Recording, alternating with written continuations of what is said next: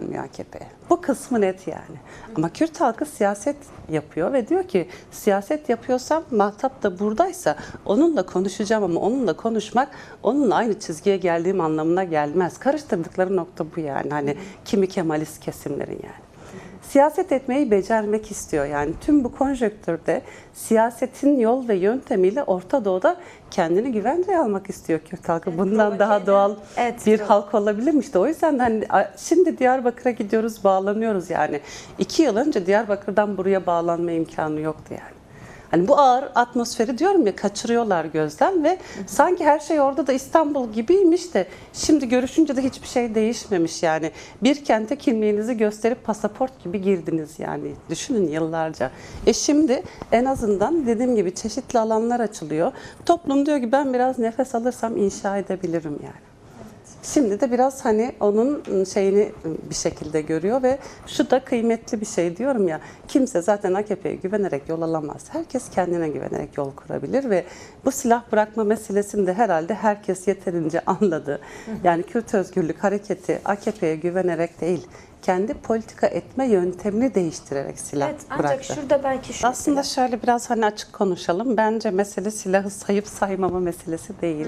Yani burada devletin hani yasa çıkarma konusunda takıldığı yer elbette ki o kısmı önemli ama bence yıllardır kara propaganda yaptığı Kürt halk önderine ilişkin Sayın Öcalan'a statü verecek mi vermeyecek mi? Bu devletin bütün meselesi bence bu yani. Konu oraya geldi, konuştu, görüştü, çeşitli konularda yol aldı. Ama bu yol alma meselesinin bir yere ulaşabilmesi için bir statüye ihtiyaç var yani. Devletin açık açık Türkiye toplumunda Sayın Öcalan'la görüştüğünü ve görüştükten sonra da kararlaştığı şeyleri anlatması lazım. Ve görüşmek demek karşı tarafı bir muhataplık meselesi ve zaten hani Kürt Özgürlük Hareketi de hani baş müzakereci dedi. Yani terimin adı baş müzakereci dedi yani. Doğal olarak da bu baş müzakereci meselesini biraz yerli yerine oturtması gerekiyor ve bence devlet bu konuda çok zorlanıyor.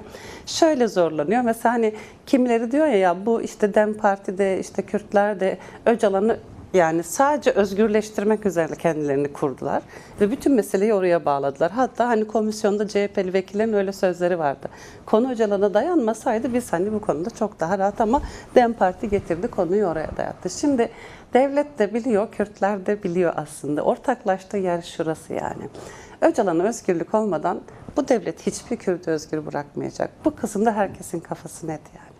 Şimdi devlet de diyor ki ben Öcalan'a özgürlük verirsem bundan sonra veremeyeceğim hiç kimse yok zaten yani. Doğal olarak da meseleyi yasadan, silahtan tartışıyormuş gibi gözüküyor ama bence konunun gelip dayandığı yer aslında aşılması gereken ve o aşılırsa çok ciddi yol kaydedilecek olan yer mesele statü meselesi yani. Statü çözüldükten sonra doğal olarak da yasada çözülebilir. Yani bunların ikisi birbiriyle aynı zamanda eş zamanlı işler fakat ama ben devletin zorlandığı yerin büyük oranda statü meselesi olduğunu düşünüyorum ve aslında Sayın Öcalan'a statü vermek, Kürt halkına statü vermek anlamına gelecek ve devlet işte bu terkçi olmaktan, bu kadar tek din, tek devlet, tek millet meselesinden vazgeçecek mi? Şimdi onu da düşünelim. Az buz bir şey değil. 100 yıllık bir cumhuriyet yani.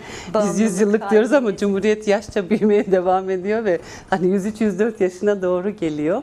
Ve kendisi için de aslında hani hem iktidarı hem devlet içi meselesinde de hani 100 yılın bir olgunlaştırma meselesi olması gerekiyor yani. Aklıma geliyor Eylem biraz 98 yılı ben de üniversite öğrencisiydim. Sayın Öcalan'ın Türkiye'ye getirildiği yıl. Ya o kadar çok insan kendini yakmıştı ki 100'ün üzerinde insan yakmıştı. Ve çok çeşitli şekillerde. Kimi cezaevinde, kimi Yunanistanlı bir aktivisti. Ya benim mesela çok etkilemişti. Müslüm Doğan gencecik biri suyun kenarında kendini yaktı ve suya atıp kendini söndürmedi yani. Su yanımda su olsa bile kendimi söndürmem, yakarım dedi. Şimdi biz hani biraz böyle tarihsel hafızadan kopuyoruz yani. 100'ün üzerinde yani 1 değil, 5 değil, 10 değil. 100'ün üzerinde insan kendini yaktı yani. Kendini yakmak demek yani hani hakikaten de başka bir eylem şeklidir yani ve Türkiye'de hatırlayalım idam yasası kaldırıldı yani. Çünkü yani Türkiye idam edemezdi Sayın Öcalan'ı yani. Öyle dehşet bir toplumsal sahiplenme, bir çevresinde ateş çemberine döndü toplum yani.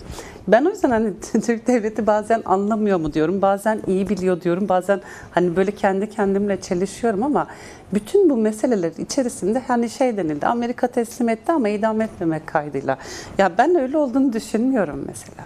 Yani bu toplumsal direnç ve gerçekten de idam gerçekleşse Türkiye başka bir yere gidecekti yani. Hani bu konuda toplumun aklı çok netti. Hani dostlarımız dedi ya sevgili başkan. Mesela Kürt halkının dostları çok netti. Gene o yıllarda hatırlıyorum Sakarya cezaevinde Melih Sebebi örgütünden bir kadın Öcalan'ı yargılayamazsınız diyerek kendini yaktı. Yani hani o kadar geniş bir alana yayıldı ya.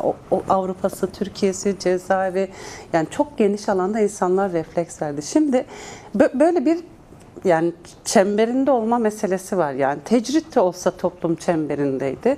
Tecrit olmadığı zamanlarda karşılıklı ilişkide müthiş bir politikleşme de gelişiyordu. Yani ne zaman devlet Öcalan'la konuşmasa aslında bütün Kürtlerle konuşmuyordu. Yani öyle bir hale geliyordu ki işte mesela biz normalde eylemlerimizde hani gideriz polisle biraz karşılıklı pazarlık yaparız, bir alan açılır falan hani eylemimizi yapardık diyelim. Ama tecrit sürecinde biz tek bir polis memuruyla bile müzakere edemedik yani. Ne zaman etmeye başladık? Tecrit kalktı, biz de müzakere edebilme, konuşabilme imkanı bulduk. Doğal olarak da yani görüşme açıldığında müthiş bir politik bir hamle geldi. Görüşme kapandığında da hani ona ilişkin müthiş bir direniş gelişti. Doğal olarak da bu kadar belirleyici bir yerde duruyor Sayın Öcalan ve toplumun nasıl diyelim 50 yıldır deneyimlediği bir önderlikten bahsediyoruz. Yani 50 yılın mücadelesinin sonunda çıkmış değil, 50 yıldır karşılıklı birbirini test etmiş bir yapıdan bahsediyoruz yani. Ve Değişen, öyle bir dönüşen. evet ve öyle bir hani öyle bir yapı ki yani Kürt'ün çeşitli şüpheleri olduğu zamanlar oldu, toplumun çeşitli itirazlarının olduğu zaman oldu, ne bileyim kırılan oldu, dökülen oldu, gideni oldu, geleni oldu ama toplamda en çok çarpışmadığı yer önderlik meselesiydi yani Kürt halkının kafasının en net olduğu ve kendini bütünsel olarak orada gördüğü yer. O yüzden de burada asıl meselelerden biri dediğim gibi Türkiye devleti de statü meselesinden çekiniyor. Niye? Çünkü Kürt'ün statüsü aynı zamanda. Yani bir ortak bir şeyden bahsediyoruz. Ve doğal olarak da statü meselesinde biraz hani daha yavaştan alan, çeşitli Orta Doğu'daki gelişmeleri kısmen takip eden. Bir de şunu da gözden kaçırıyoruz Eylem. Biz hani diyelim bir önceki barış süreçlerindeki deneyimlerimizi de gözden kaçırıyoruz. Evet. Devlet döve döve barışan bir yapı yani. Seni ne kadar küçültür, ne kadar geriletir, ne kadar azaltırsa bunu kendine kâr bilen bir devletten bahsediyoruz. Yani devlet olduğu yerde, toplum olduğu yerde durmuyor. Evet. Toplum barış için mücadele ederken bu toplumu sürekli bu mücadelesini zayıflatan bir barış görüşmesi yürütüyor devlet yani. Evet. Doğal olarak da hani karşılıklı adımlar meselesinde bazen insan şeyi bile düşünüyor yani hani dedik ya Diyarbakır'daki nefes açma alanları bunlar bile iyi geliyor yani. Evet. Aslında devlet karışması herkes her işini kendisi çözer. Devlet fazla karıştığı için zaten sorunlar bu kadar karmaşık hale geliyor. Evet. Bugün mesela Tülay Molla'nın konuşmasından şunu anladım yani DEM Parti'nin ya evet şudur ve bunu yaparsanız olur demiyor. Yani bir yerden başlayın diyor. Yani ve Numan Kurtulmuş'a hani nereleri geziyorsunuz? Ülkenin en büyük sorunu meclisi bekliyor yani. Hani gelin görev başına ve bir an önce bu meseleye eğilin diyor. Yani bir yerden başlama meselesi hani iyidir bence de yani hani bir şekliyle bu talebi küçültmek falan değildir. Bir hareket etme hali yani durmak çünkü gerçekten artık oraya kök salmaya sebep oluyor. Ama hareket etmek, değişmek ve dönüşmeye yol açan şeylerden biri olabilir. O yüzden de hani bir yerden başlaması çok önemli ve bu yasayla hani ben şöyle tahmin ediyorum faydalanacak örgütsel yapı açısından şimdi o arkadaşlarımız diyelim Türkiye'de mesela Avrupa'ya gidenler Türkiye'de kalsaydı yani örgüt üyeliğinden yıllarca ceza alacaklardı. Şimdi bu devletin kendi sorununu tırnak içinde terörle mücadele yasası düşünceye tek bir adım bırakmıyor yani. Yani bu ülkede düşünmek o kadar büyük bir suç ki yani düşünmek mutlaka sizi tırnak içerisinde terörist ediyor yani. Doğal olarak da bu düşünme gücü kabiliyetinin düşünelim ki cezaevinden ve Avrupa'dan dönüp siyasal alana girmesi ne diye girecek? Kürt siyasetçi diye girecek. Yani tekrar edelim terör örgütü üyeliğinden Kürt siyasetçisine dönüşecekler ve doğal olarak da bunlar Tam da hani Sayın Öcalan'ın basına da yansıyan, şimdi kitap olarak basılan manifesto nasıl diyelim, daha da tartışılıp yaygınlaştırıp örgütlenme meselesinde çok daha pratik bir hale dönüşecekler. Evet, 27 Şubat'ın yıl dönümünde 2026 yılında yine gönderdiği mesajda da ısrarla belirtiyor ve her mesajda onu söylüyor mesela. Müthiş demokratik bir siyaset yürüteceğiz. 100 yıllık akıl diyoruz ya, tekçi, baskıcı, ona alternatif üreten ve artık siyaset üretilmesi noktasında bir çağrı ve artık mücadele hattının oluşturulmasına dair bir şey söylüyor. 5 dakikamız varmış. Bunu da aslında şu soruyla bağlamak istiyorum. Tabii. Şöyle. Yani şimdi ben şeyi söylüyorum, yani masadaki görüşmeden daha zor bir şeyi Sayın Öcalan kendi örgütünün önüne koydu. Şimdi devletin değişmesi de zordur, toplumun değişmesi de zordur. Yani ne kadar devlet değişecekse Kürt siyasetini yapanlar da o kadar değişecekler yani. Herkes yeniden inşa edecek kendini. Herkes değişecek, dönüşecek yani.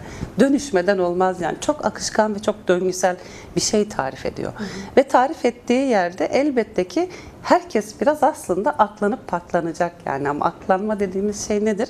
Yani hani biz diyoruz ya, keşke herkes kendini ifade ettiği kadar gerçekten bunu yaşamında da yaşasa diye. İşte ben hep şeyi söylerim yani. Özümüzü dara çekelim diye böyle topluma seslenenler, hani Alevilikte çok yaygın bir tabirdir ya, özünü en dara çekmesine ihtiyaç duyduklarımız derler yani, hani kendisinin dışına atıp başkasına görev verme şeklinde. Doğal olarak da hani her şey, yani bu konudaki en büyük ödevi bence kendi örgütünün önüne koydu yani. Bu büyük bir ödev yani, inşa çok zor bir şeydir. Yani hani savaşmak, devrim yapmak, bunların hepsi de çok zordu. Ama inşa demek çok daha başka bir şey ve bu kadar büyük bir şeyi önüne koydu ve koyduğu model de aslında tüm bu yani kapitalist dünya düzenine bence tam zamanında bir çıkış noktası. Yani bu çıldırmış, bu zalim, bu kötü kapitalizm, bu insanların artık yaşamını tehdit, yani sağlığını değil hayatını tehdit eden kapitalizme karşı bir yaşam modeli konulmalıydı. Şimdi bir model, hani kısmen tam içeriğini nasıl diyelim, bizim de bilemediğimiz hani bir komün yaşamdan bahsediyor. Ben komünü özetle şöyle düşünüyorum: birlikte yaşama kültürü. Birlikte yaşama kültürü, yani bence dünya toplumlarının en büyük ihtiyaçlarından biri. Doğal olarak da hani meseleyi sadece devlet değişecek değil, herkes, her şey değişecek. Bence CHP'de, muhalefette, siyaset etme şekli, her şey yeni baştan değişecek yani.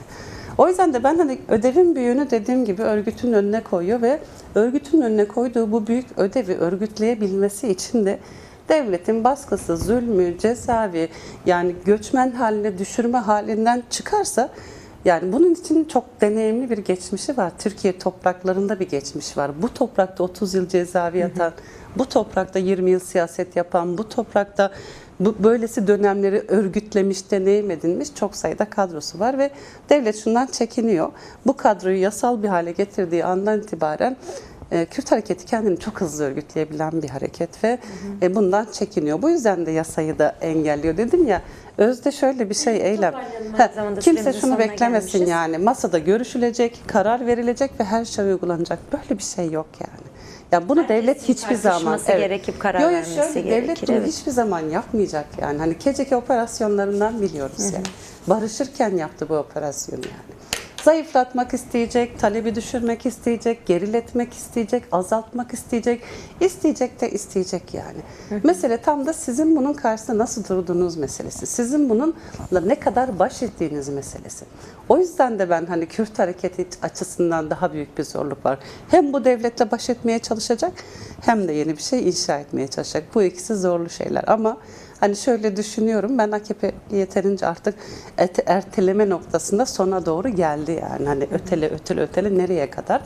İşte özür dilerim, bağlanan arkadaşlar Kürt illeri hareketlendiler yani. Sokağa çıkıp artık AKP'ye bir şey söyle bize diyecekler yani, bunu da anladık. Bence artık biraz yeni gelişmelere gebe bir döneme girdiğimizi düşünüyorum.